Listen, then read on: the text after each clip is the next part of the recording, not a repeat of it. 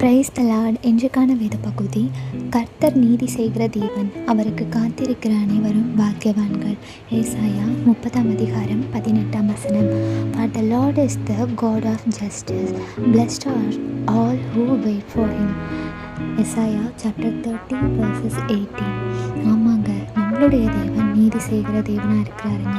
இந்த உலகத்தில் ஒருவேளை நீங்கள் உண்மையும் உத்தமமாக இருக்கிறீங்க, ஆனால் உங்களுக்கு விரோதமாக அநேகர் எழும்பி வராங்கன்னு சொல்லி கவலைப்பட்டுட்டு இருக்கீங்களா?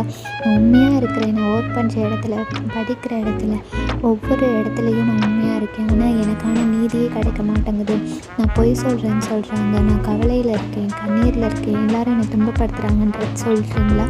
தேவன் இன்னைக்கு உங்களுக்கு நீதி செய்வாருங்க. யார் முன்னாடி வைக்கப்பட்டீங்களோ அவங்க முன்னாடி தேவன் உங்களை நீதியாய் உயர்த்த வல்லவராக இருக்கிறார். அவருடைய வார்த்தைக்கு நம்ம கடைசி வரைக்கும் காத்திருக்கும் பொழுது நம்ம பிளஸ்டு பீப்புளாக இருப்போங்க.